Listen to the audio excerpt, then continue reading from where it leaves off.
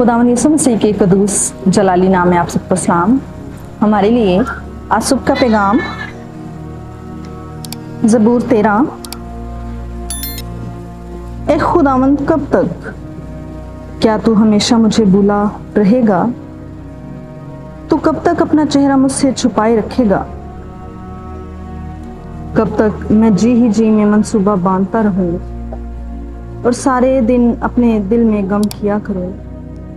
कब तक मेरा दुश्मन मुझ पर सिर बुलंद रहेगा?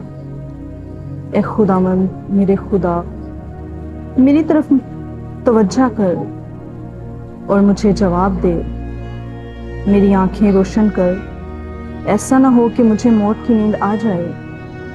ऐसा ना हो कि मेरा दुश्मन कहे कि मैं इस पर गालिब आ गया।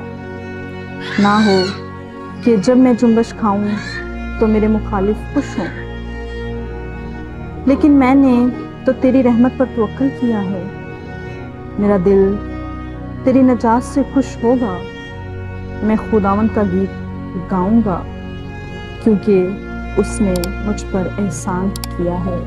आमीन। खुदावंद के पाक कलाम का पढ़ा, सुना जाना और कबूल किया जाना हम सबके लिए बरकत का और हमारे बाप के लिए जलाल का बख्श। आमीन।